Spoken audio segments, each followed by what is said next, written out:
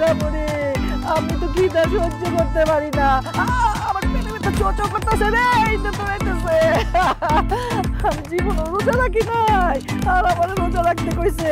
কি যে করুম, মইরাই যাবো আজকে, আমি খিদায় মইরাই যাবো। আমার তো প্রাণ বাঁচার পালা, দম আটকে আইতেছে, খিদা তো আমি সহ্য করতে পারতেছি না। সবচেয়ে খারাপ অবস্থা হচ্ছে আমার, পানি দিবাসায় গলাটা পুরো চুলচিল হয়ে গেছে, কখনো চুলা লাগতেছে। আম্মা, আমরা একটা কাজ করি, রান্না করে গিয়া ভাত তরকারি রান্না করে খাই। আর সামাই তো আশেপাশে নাই, ওসমান কিছু কইতে পারবো না। ঠিক কইছস মা, চল রান্নাঘরে তো অনেক কিছু থাকে, তাই না? একটা কিছু রাইন্দা আমরা খামো। জামাই এসে যদি জিগায়, আম্মা আমরা তো আমরা রোজা, আমরা কিচ্ছু খাই নাই, জামাই তো বুঝবোই না। রান্নাঘরে তালা দিল কে? রান্নাঘরে তালা আমি মারছি। আপনি আমগো রান্নাঘরে তালা দিবেন কেন? রান্নাঘর খোলা থাকলে শয়তানের জন্য লাড়বো ছাড়বো। এই রোজার মধ্যে রান্না করে খাইতে মন চাইবো, এই জন্য আমি সিদ্ধান্ত নিচ্ছি এই রোজার মধ্যে ইফতার রাত পর্যন্ত রান্নাঘরে তালা দেওয়া থাকবে। কি কোন আপনি? আমরা রোজা রাখছি না সবাই, আমরা খাইতে যাবো কেন? আসলে রান্নাঘরে আমগো অন্য কাম আছে। জামাই ও অন্য কাম আছে? রান্নাঘরে আবার অন্য কি কাজ? ওই যে আমার ওষুধ, আমার অনেক জরুরি একটা ওষুধ রান্নাঘরে আছে, এইটা এখনই আমার খাইতে হবে, নাইলে আমার বড় ক্ষতি হয়ে যাবে। বকুল, তুমি মনে ভুলে গেছো রোজা রেখে ওষুধ খাওয়া যায় না। ওষুধ তবে খাবার না জামাই বাবা, আমার না হাতে ব্যথা, কোমরে ব্যথা, তাই না সব সময় একটু পর পর খালি মলম মালিশ করতে হয়। মলমটা না রান্নাঘরে, চাবিটা দাও, মলমটা নিয়ে যাই গে। ওই মলমটা রান্না করে না, মলমটা আমার কাছে। এই নেন, যত কিছু মলম মারেন। মলমটা তুমি কই পাইছো? যেখানে সবসময় থাকে সেখানেই পাইছি, শোয়ার ঘরে আপনার বালিশের পাশে। আম্মা, এই বয়সে আর মিথ্যা কথা বলেন না, তার মধ্যে রোজা রাখছেন, রোজা রেখে মিথ্যা কথা বললে রোজা হালকা হয়ে যাবে। আপনার তিনজনে এতক্ষণ যা যা কইছেন আমি সব শুনছি। এই নাটক বাদ দিয়া অজু করে সুন্দর করে ইবাদত বন্দী করে সময়টা কাটান। ইফতারে ঠিক আগে আগে চাবিটা দিব, তারপর রান্না করে খুলতে।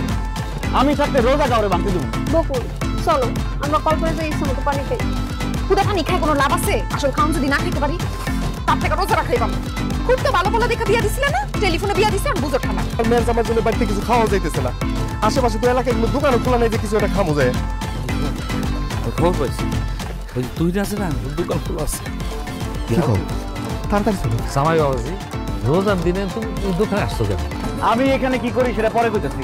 তার আগে আপনারা এখন এই রোজার দিনে এই দোকানদারে পর্দা দিয়ে ঢাইকা চোরের মতো এখানে বসে বসে কি করতেছেন আপনারা? বাড়ির ভিতরে ভালো লাগতেছিল না, তাই দোকানে এসে বসে আছে। দোকানে এসে বসে আছেন ভালো কথা, কিন্তু আপনাকে দুজনের হাতে রুটি ওসমান, আমাকেও আসলে জিনিসটা ভুল হয়ে গেছে। আমরা যে রোজ এই জিনিসটাই ভুলে গেছি, এই যে দেখুন এমনি কিন্তু মনের ভুলে রুটি কলা হাতে নিয়ে বসে রয়েছি। ভাইজান মিথ্যা কথা কইবেন না, আপনারা ইচ্ছা করে খাওয়ার জন্য এই রুটি নিচ্ছেন। আব্বা, আপনার কি বয়স কম হয়েছে? সারাটা জীবন তো খাইয়ে আসছেন, এই রোজার দিনে আল্লাহরে খুশি করার জন্য 30টা দিন কি রোজাটা রাখতে পারবেন না? এই রোজার দিনে দিনে দুপুরে আপনার পূজারে নিয়ে এসে দোকানে বসে বসে খাইতেছেন, আপনি লজ্জা করতেছেন না?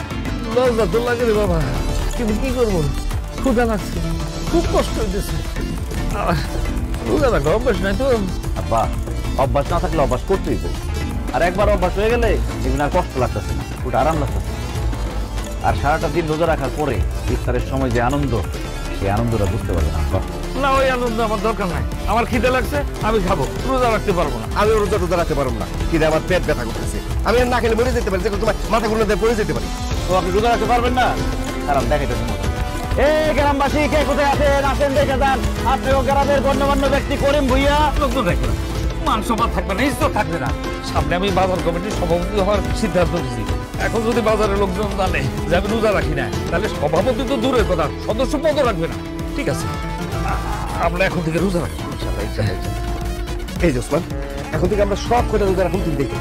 আমারে দেখানোর জন্য আর মানুষকে বোঝানোর জন্য রোজা রাখার দরকার নাই, আল্লাহরে রাজি খুশি করানোর জন্য রোজা রাখি। দোয়া করি আল্লাহ যাতে আপনার রোজা কবুল করে। আরে তুই লজ্জা করে না?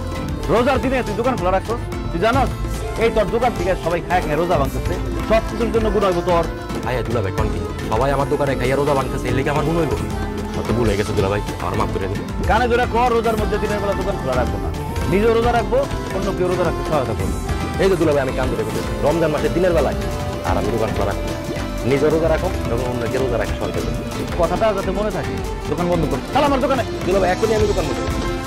আর আপনারা আছেন জোর নেওয়া করতে পারবেন জানেন? আর তো সহ্য হইতেছে না।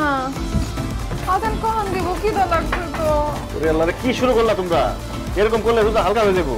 আর 5 মিনিট অপেক্ষা করো। আর 5 মিনিট ঘড়ি মনে আজকে টাইম গেছে, ঘড়ি আজকে চলবো না। 1 মিনিটে মনে হইতেছে 1 ঘন্টা। আল্লাহ রে, খিদায় মরে যেতেছি তো। ঠিকই বলছেন আম্মা, মানুষের জীবনে সময় আর খাবার কতটা মূল্যবান এটা শুধু ইফতারের সময় বোঝা যায়। কি করতেছেন? আবার ধরে হুজুর মাইকটা অন করে মাত্র দোয়া পড়া শুরু করছে, মুখের মধ্যে খাবার দেওয়া বলেছে। এই হুজুর গেল কই? হুজুর মনে হয় আজান দিতে ভুলে গেছে। আব্বা আমি বসা থেকে উঠা পারলাম না, আমার শরীর খুব খারাপ লাগতেছে। আমার মনে হয় সে ভুলে গেছে আজান দিতে। আব্বা হুজুর আজান দিতে ভুলে নাই, আজানের সময় হলে ঠিকই আজান দিতে। একটু ধৈর্য ধরেন। হে হুজুর, একটু আজান দেন হুজুর, খিদা লাগছে, আজান দেন। এই আজান দিচ্ছে, সবাই খেজুর মুখে দিয়ে বিসমিল্লাহ বলে খেজুর মুখে দাও। মাছ দেখেন গলায় আটকে গেছে। শরীর তো খুব দুর্বল হয়ে গেছে। আমি যাই একটু ঘুমাই, আরাম করি। আমার শরীরটা ছাইড়া দিছে বাবা, আমি যাই ঘুমাই গা। ঘুমাবেন মানে? আব্বা আম্মা কি বলতেছেন আপনারা এইসব? মাগরিবের নামাজ পড়বেন না? কি যে বলো জামাই, সারাদিন রোজা রাখছি, ইফতারি করে আমি দুর্বল হয়ে পড়ছি, এখন আমি নামাজ টামাজ পড়তে পারবো না। আমার পক্ষে নামাজ পড়া সম্ভব না, আমার কিন্তু রেস্ট নিতে হবে, আরাম করতে হবে। আব্বা রোজায় হচ্ছে 1 ফরজ, আর নামাজে হচ্ছে 17 ফরজ। 1 ফরজ আদায় করতে গিয়ে 17 ফরজ ছেড়ে দিলে হবে? নামাজ পড়তে হবে আব্বা, নামাজ হলো বেহেশতের চাবিকাঠি।